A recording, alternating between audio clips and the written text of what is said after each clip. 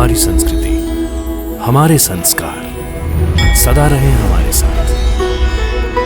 भारत की पुरातन गाथाएं और महान संतों की वाणी। सब्सक्राइब करें तिलक कथाएं। ये तो शकुंतला का खत है। आदरणीय दीदी, प्रणाम। मुझे नई जिंदगी देने वाले आप ही हैं। मेरा बिखरा हुआ परिवार आप ही की वजह से मुझे वापस मिला। मुझ पर आपके इतने उपकार हैं कि इस जन्म में आपके एहसान नहीं उतार पाऊंगी। बस ये बच्चा आपको दे रही हूं। अब से ये बच्चा आपका है। आप ही इस बच्चे की मां हैं। जाने अनजाने में अगर हमसे कोई भूल या अपराध हुआ हो तो छोटी बहन समझकर माफ कर दीजिएगा। शकुंतला ने ऐसा क्यों किया यास्मीन? रतन जी, ये बाद में सोचेंगे। पहले हमें शकुंतला को ढूंढना होगा। वो नांदेड़ से बाहर नहीं गए होंगे।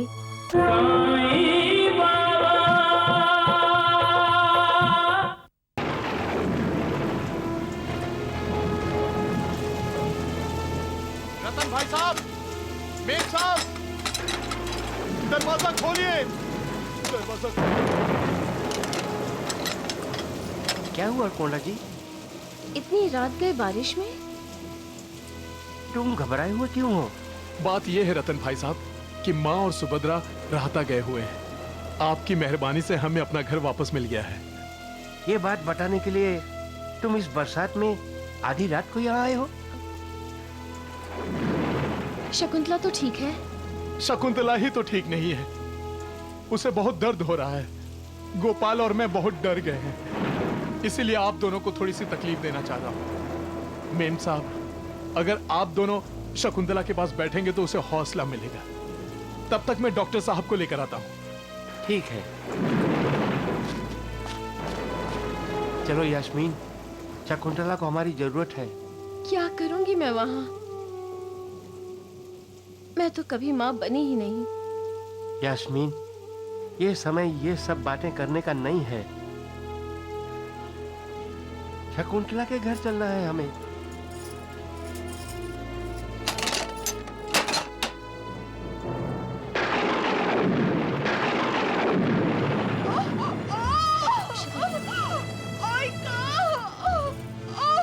शकुंतला, दीदी, मुझसे ये दर्द नहीं सहा जाता है दीदी। हौसले से काम लो शकुंतला, सब ठीक हो जाएगा। कोंडा जी डॉक्टर को लेकर आता ही होगा। देखो, वो आ गए डॉक्टर। डॉक्टर साहब,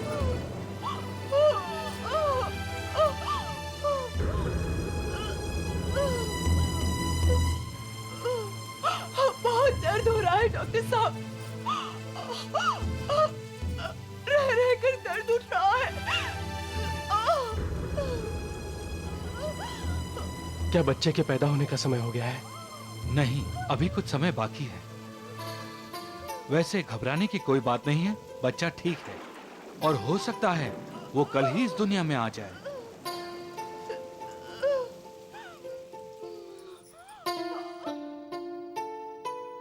यास्मीन, तुम सोई नहीं अभी तक?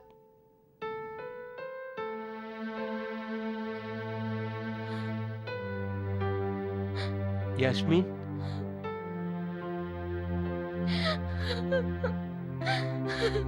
यास्मीन, रो मत। मैं कब माँ बनूंगी रतन जी? कब मैं अपने बच्चे को जन्म दूंगी? कब मैं उसे पालूंगी? मैं कब उसे अपने गर्भ में महसूस करूंगी? शकुंतला की तरह मैं भी उस दर्द से चीखना चाहती हूँ, चिल्लाना चाहती हूँ। जैसे जैसे दिन बीतते जा रहे हैं, मैं निराश होती जा रही हूँ। रतन जी, मैं निराश होती जा रही हूँ। माँ बनने का सुख मुझे कभी नहीं मिलेगा। मैं कभी माँ नहीं बन सकूंगी। बोलो ना रतन जी, बोलो ना। यास्मीन, तुम धीरज रखो। साईं बाबा की तुम पर जरूर कृपा होगी और शकुंतला की तरह तुम जरूर माँ बनोगी।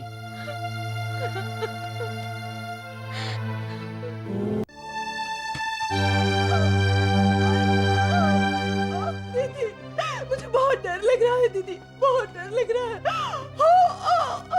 थोड़ा बर्दाश्त करो शकु, सब ठीक हो जाएगा। दीदी, मुझे नहीं लगता मैं बच पाऊंगी दीदी। नहीं डिक्री, धीरज रखो, सब ठीक हो जाएगा। चलिए चलिए, पेशेंट को अंदर ले चलिए। दीदी, मेरी बात मानोगी ना दीदी? दीदी, मुझे बहुत डर लग रहा है दीदी। दीदी, मेरी बात मान लीजिए दीदी। दीदी, मेरे बच्चे को संभाल लेना दीदी।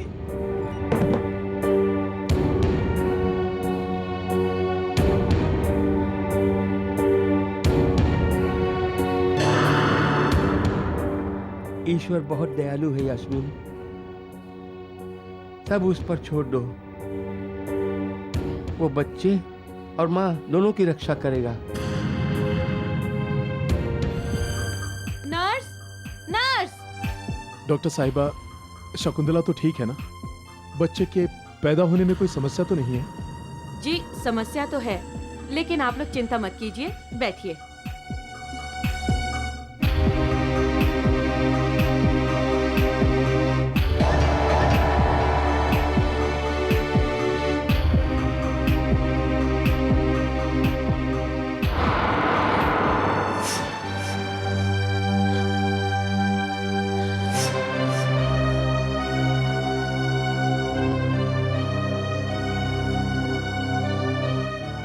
साईं बाबा, मैंने कभी आपके दर्शन नहीं किए, ना ही कभी आपकी पूजा की है, लेकिन शकुंतला वो तो हमेशा आपकी पूजा करती है, आपकी भक्त है। मेरी आपसे विनती है साईं बाबा, शकुंतला और उसके बच्चे को सही सलामत रखना। शकुंतला का आप पर पूरा विश्वास है, उस विश्वास की लाज रखना साईं बाबा, उस विश्वास की लाज रखना।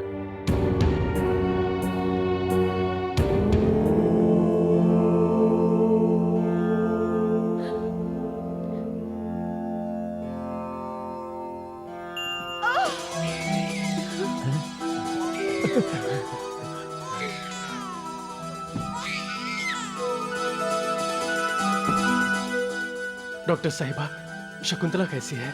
माँ और बच्चा दोनों ठीक हैं। लेकिन सच बात तो ये है कि मुझे तो ये चमत्कार ही लगता है। चमत्कार? कैसा चमत्कार? अरे बच्चे का जन्म तो बड़ा ही मुश्किल लग रहा था, लेकिन अचानक ही वो इतनी आसानी से हो गया कि मैं तो हैरान ही हो गई। पेशेंट को वार्ड में लाने के बाद आप उनसे मिल सकते हैं। जय साईं बाबा, तेरी सदा जय हो। प्रेम और श्रद्धा से किया हुआ नमस्कार भी मेरे लिए काफी है। जो मेरा स्मरण करता है वो सदैव मुझे ध्यान रहता है। जो मुझ पर विश्वास रखता है और उसी विश्वास से मुझे पुकारता है, उसके सारे कष्ट दूर कर देता हूं।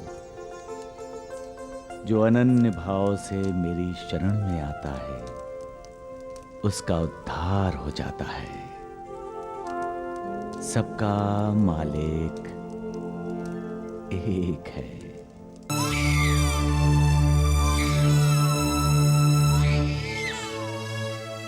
अपने बच्चे को अकेला छोड़कर ये शकुंतला कहाँ चली गई? कैसी माँ है ये? शकुंतला का बाद में सोचना, पहले बच्चे को उठाकर चुप कराओ।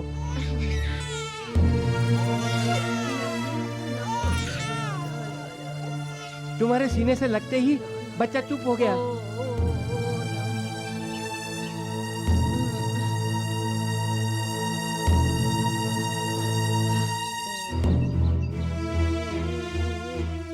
सुनो यास्मीन, तुम कहो तो शकुंतला को मैं बोल देता हूँ क्या?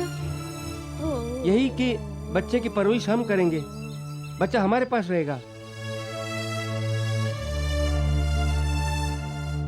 शकुंतला के आते ही हम उसके बच्चे को उसके हवाले कर देंगे। न, न, न, न, ओ।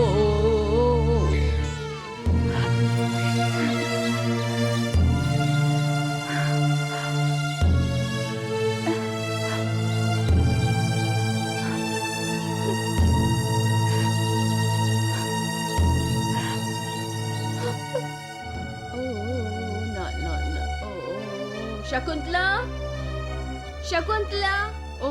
कोंडा जी, गोपाल,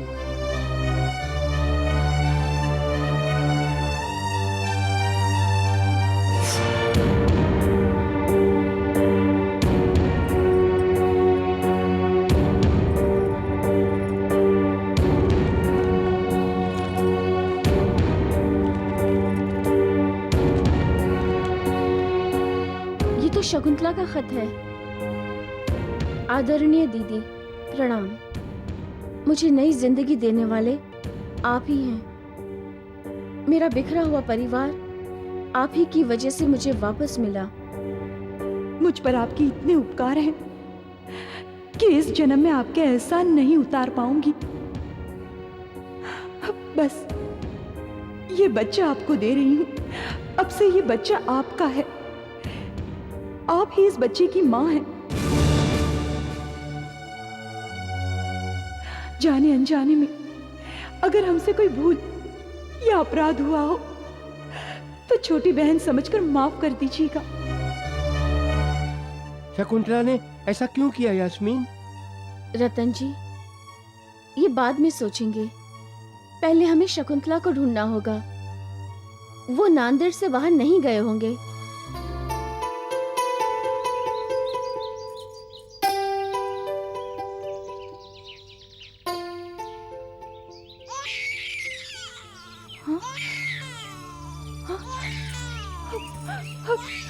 हमारा मुन्ना। होश में आओ शकुंतला। शकु, हमने अपना मुन्ना यास्मीन दीदी के हवाले कर दिया है।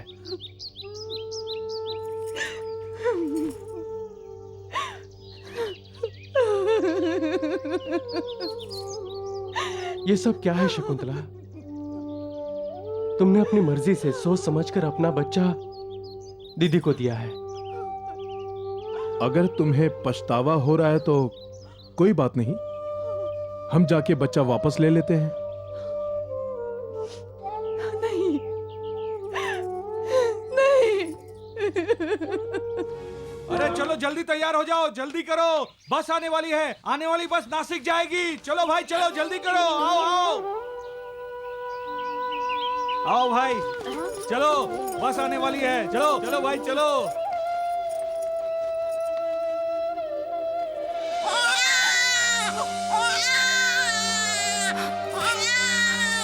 हमारा मुन्ना, हमारा मुन्ना रो रहा है। मुन्ना? अरे मुन्ना यहाँ कहाँ? वो तो रतन जी भाई के पास है। नहीं, ये हमारे मुन्ने की आवाज है।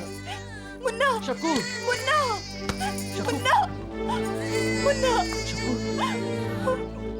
हमारा मुन्ना, हमारा मुन्ना, शकु, मुन्ना, मुन्ना।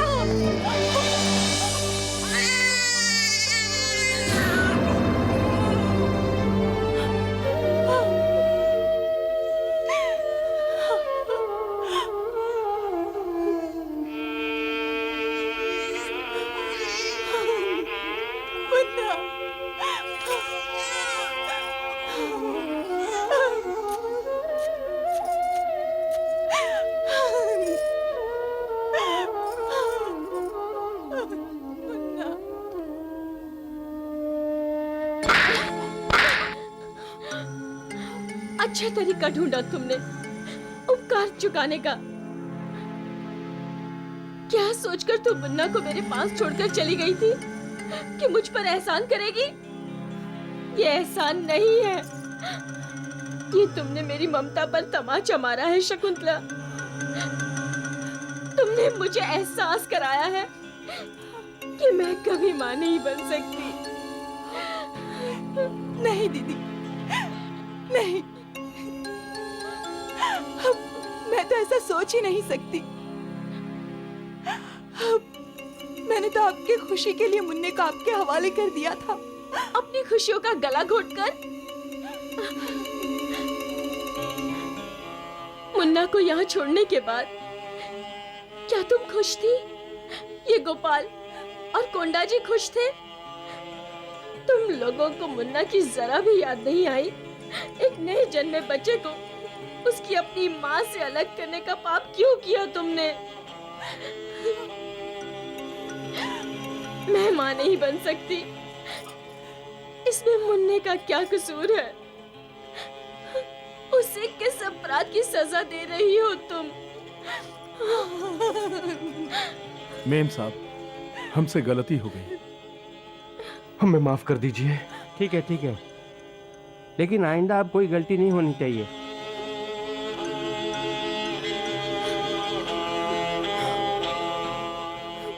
अब जाओ अपने घर।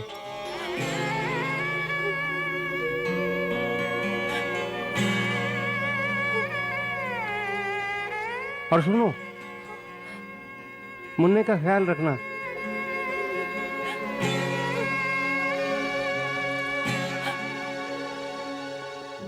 छुटकारा नहीं है। सुख और दुख से इंसान कभी छुटकारा पा ही नहीं सकता। समुंदर में जिस तरह ज्वार भाटा आता है, उसी तरह सुख और दुख इंसान की जिंदगी में आते जाते रहते हैं। लेकिन दुख में भी और सुख में भी मालिक को नहीं भूलना चाहिए, मालिक को याद करना चाहिए। मालिक को याद करना ही जीवन और मृत्यु की पहेली को हल करना है। हर दुख का एक ही इलाज है, मालिक का नाम। उसे हमेशा याद करना चाहिए, हमेशा। जब हम ईश्वर भक्ति में लीन हो जाते हैं तो हमें वो शक्ति मिलती है जो हमारे चंचल मन को स्थिर रखती है। याद रखो, सुख और दुख हमेशा रहने वाले नहीं हैं, इसलिए इंसान को विचलित नहीं होना चाहिए।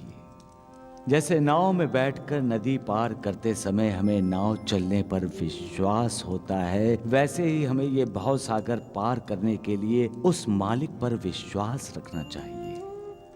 श्रद्धा और सबरी, यही जीवन का मंत्र है। सबका मालिक एक है। ये लोग मुझे देख रहे हैं ना? लगता है ये सब मेरे भक्त हैं। जब मैं नाचूंगी ना तो कितने शिरडी वाले मेरे कदमों में दम तोड़ देंगे। चलो, सबसे पहले लेते हैं ग्राम देवता का आशीर्वाद।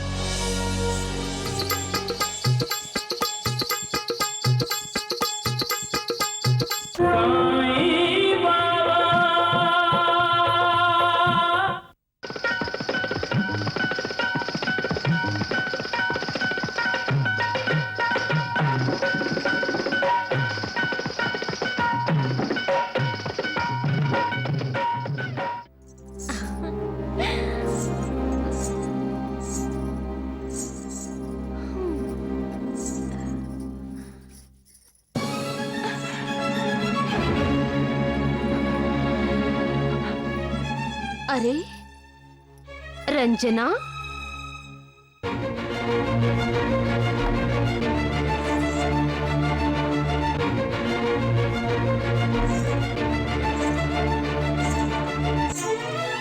अरे रंजना, तुम्हें आराम करने को कहा था ना? कैसा है तुम्हारा पाँव? मलहम लगाया है, अब ठीक है। कहाँ ठीक है? अरे छाले नजर आ रहे हैं। जाओ जाओ, जाकर आराम करो। सुंदराबाई, मैं अपने नृत्य की शिक्षा शुरू करना चाहती हूँ।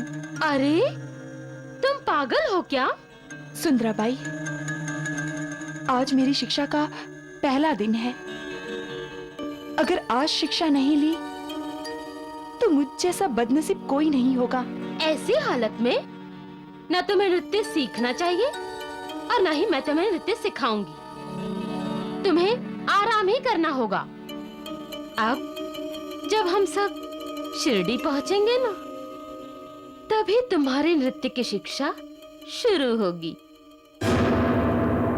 कुछ ऐसे भी हैं साईनाथ जो ईश्वर को चुनौती देने का दुस्साहस करते हैं। चुनौती? ईश्वर को चुनौती? महालसापति, ये कोई साधारण आदमी तो सोच भी नहीं सकता।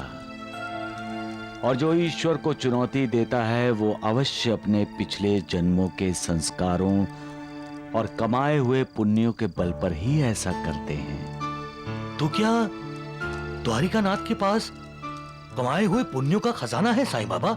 द्वारिकानाथ जी तो यहाँ के रहने वाले हैं श्यामा। मैं तो उन लोगों की बातें कर रहा हूँ जो बहुत दूर से शिरडी आने वाले हैं। तो आपको चुनौती देने आ रहे हैं? सबका मालिक एक।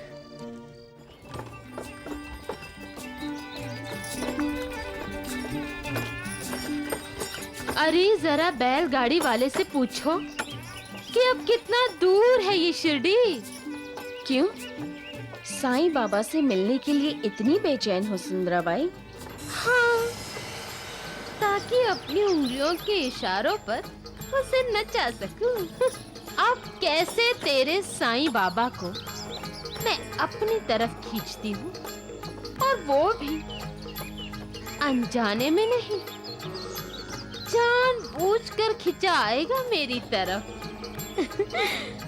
दुनिया तरसती है साईं बाबा के दर्शन के लिए, और मेरे दर्शन के लिए तरसेगा साईं बाबा। लेकिन सुंदराबाई, तुम में और साईं बाबा में फर्क है। जब साईं बाबा प्रसन्न होते हैं तो उनकी कृपा से उनके कंगाल भक्त भी माला माल हो जाते हैं, और जिस पर सुंदराबाई प्रसन्न होती है उसका माला माल भक्त भी कंगाल हो जाता है।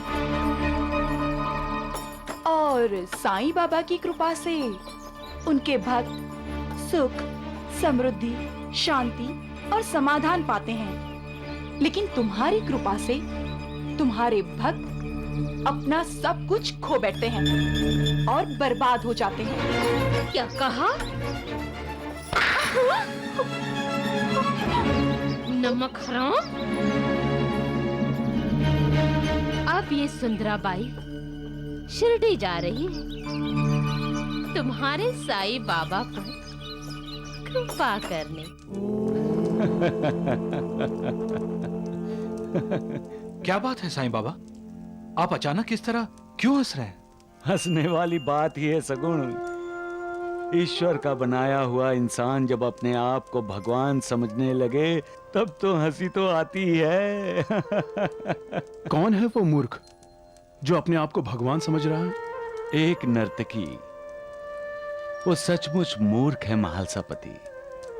वो ये मानने को तैयार ही नहीं कि सर्वशक्तिमान केवल ईश्वर ही है। उसी की इच्छा से लय है और उसी की इच्छा से प्रलय है। वो अपने आप को दाता समझ रही है, जबकि दाता सिर्फ एक ही है, वो मालिक। वो ये भी भूल रही है कि नृत्य कला ईश्वर की देन है, जिससे संपन्न होकर वो अपने आप को ईश्वर समझने लगी है। सबका मालिक एक। सुंदराबाई के आने का विरोध क्यों कर रहे हो नानावली? बाबा, अगर वो आएगी तो सारी शिरडी भ्रष्ट हो जाएगी। वो लावणी गाएगी तो सभी अपने संगीत, अपनी कविता, अपने भजन, अपनी आरती भूल जाएंगे और सभी उसके दीवाने हो जाएंगे। नचाने वाला वो है, वो नानावली। जब कला का आविष्कार होता है तो मालिक खुश होता है। हर भक्त अपने अपने आराध्य देवता को प्रसन्न करने के लिए अपनी अपनी कला का सहारा लेता है। कोई गाता है, कोई बांसुरी बजाता है, कोई चित्र बनाता है, कोई मूर्ति बनाता है, कोई कीर्तन करता है, कोई नृत्य करता है। हर किसी का उद्देश्य एक ही होता है, ईश्वर को पाना। जो नृत्यांगना है वो तो नृत्य द्वारा ही ईश्वर की भक्ति करेगी। लेकिन साईं बाबा, सुंदराबाई ईश्वर की नहीं, पैसे की भक्ति करती है। हाँ? और उसका उद्देश्य ईश्वर को पाना नहीं है। द्वारिकानाथ यदि उससे मिला है साईं बाबा, तो उसका उद्देश्य साफ है। वो आपको नीचा दिखाना चाहती है साईनाथ। आने दो उसे शिरडी में, मुझसे ईर्ष्या करने दो। मैं तो यहां सबको करुणा देने आया हूं, दुष्ट आत्माओं को पुण्यात्मा बनाने आया हूं। हाँ? सबका मालिक एक। तुम्हारे साईं बाबा यहाँ दुष्ट आत्माओं को पुण्यात्मा बनाने आए हैं ना? तो मैं पुण्यात्माओं को पापात्मा। तुम्हारे साईं बाबा को दिखाऊंगी कि सुंदराबाई के सौंदर्य और नृत्य में वो शक्ति है जो भक्ति को भी भुला दे। ऐसा मत कहो सुंदराबाई। ये आवाज सुन रही हो ना? ये घुंघरों की आवाज नहीं है। मुझ पर मरने वाले लोगों के दिलों की धड़कनें हैं।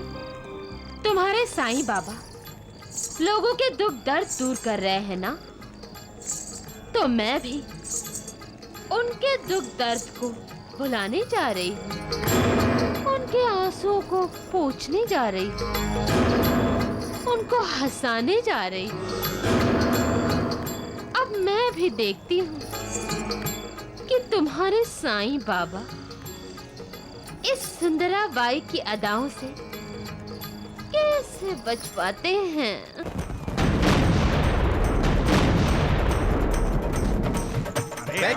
बैठ जी, वो अरे क्या हुआ मूर्खों? क्यों मेरे नाम की माला जप रहे हो तुम दोनों? क्या हुआ? हाफ क्यों रहे हो तुम दोनों? धमाके ही धमाके हो रहे हैं शिरडी में। वो बाहर उधर जाकर देखिए, पटाखे फूट रहे, पटाखे। देखा है हमने बेवकूफों, ये पटाखे नहीं है, त्योहार है, त्योहार। त्योहार? कौन सा त्योहार? सुंदराबाई त्योहार। सुंदराबाई जब किसी गांव में कदम रखती है तो अपने पहुंचने की खबर देने के लिए इसी तरह आतिशबाजी करवाती है। टुंडू, सुंदराबाई शिरडी में आ गई है। द्वारिकानाथ जी, अब ये दोनों बंदर पूरे शिरडी में खबर फैला देंगे।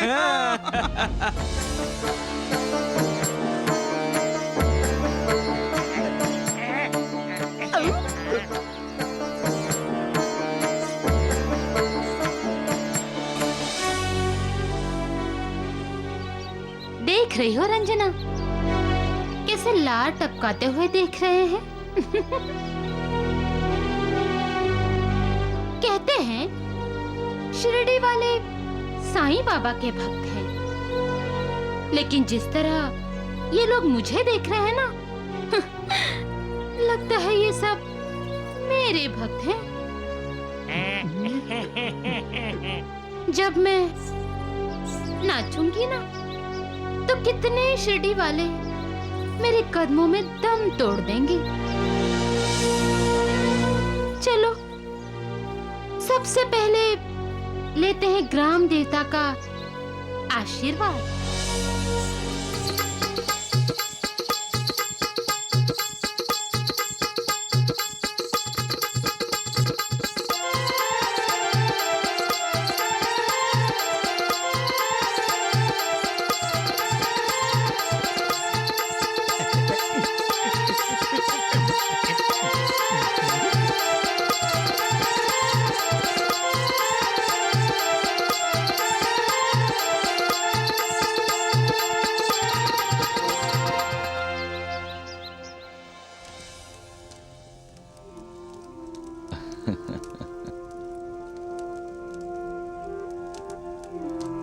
बाबा।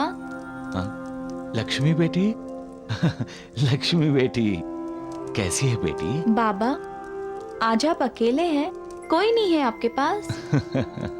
लक्ष्मी बेटी, गांव में सुंदराबाई औरंगाबाद कर आई है, सभी लोग उसे देखने गए हैं। साईं बाबा, सुना है कि द्वारिका नाथ ने सुंदराबाई को शिरडी में बुलाया है।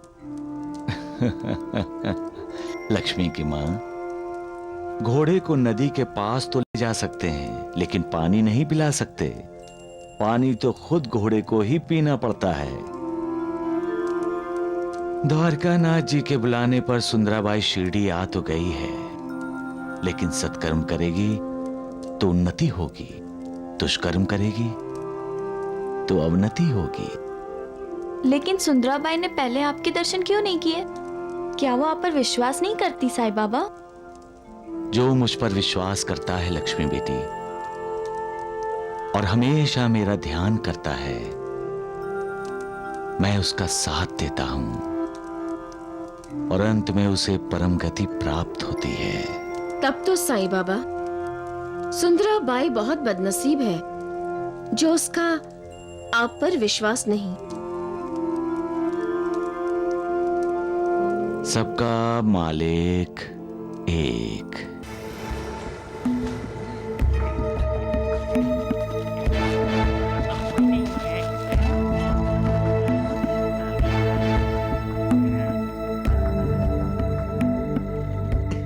राम राम राम, ये क्या हो रहा है द्वारिका नाथ जी?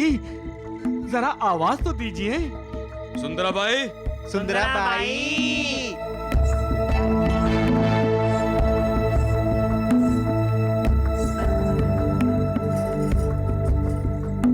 सुंदराबाई, ये सब क्या है? आज का कार्यक्रम रद्द कर दिया क्या? जी नहीं, तमाशा होगा। राम राम राम, लेकिन सुंदराबाई, यहाँ तो कोई भी नहीं है, हैं? आ जाएंगे। नहीं आएगा, कोई नहीं आएगा। तगड़ू, वैद्य जी, तगड़ू ठीक कह रहा है। शिरडी के सारे लोग वहाँ द्वारिका माई में बाबा की आरती करने गए हैं। हाँ, सुंदराबाई के नृत्य में किसी की कोई दिलचस्पी नहीं है।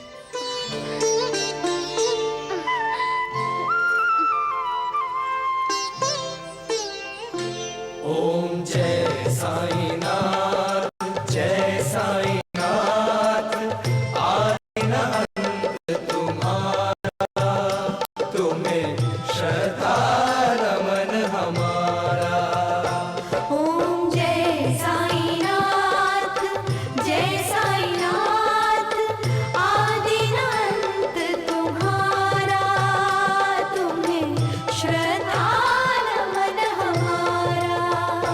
धरती पर रहकर प्रभु तुमने तन अंबर तक विस्तारा। ओम जय साईं नाथ, जय साईं नाथ, आदि न अंत तुम्हारा, तुम्हें श्रद्धा नमन हमारा।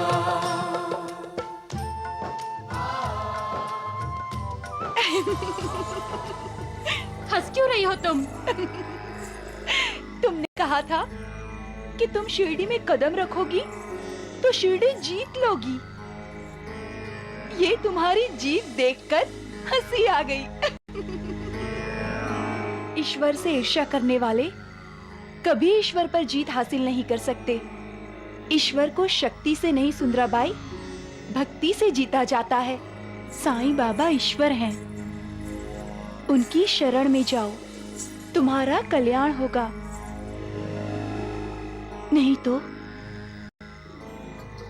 इसी तरह हारती रहोगी तुम।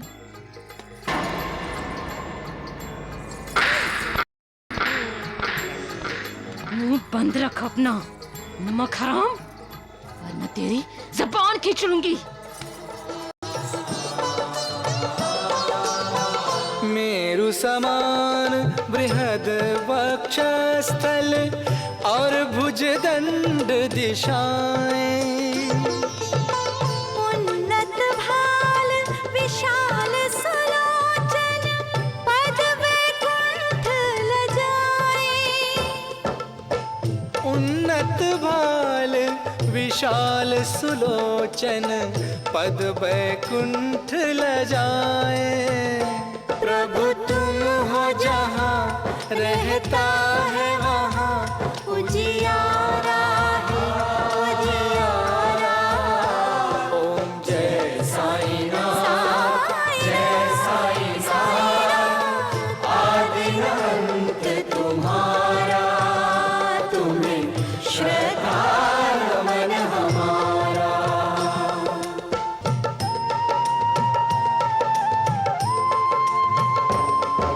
साई तन तीर्थ तुल्यं अंतर्गुण रत्नाकरं, साई सर्व सुखधामं, साईनाथ नमोस्तुते।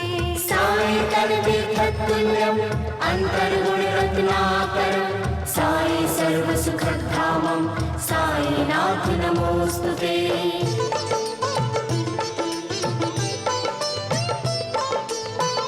ईश्वरीय आलोक लिए प्रभु मानव रूप धरे हो। चमत्कार ही चमत्कार से तुम संपूर्ण भरे हो। चमत्कार ही चमत्कार से तुम संपूर्ण भरे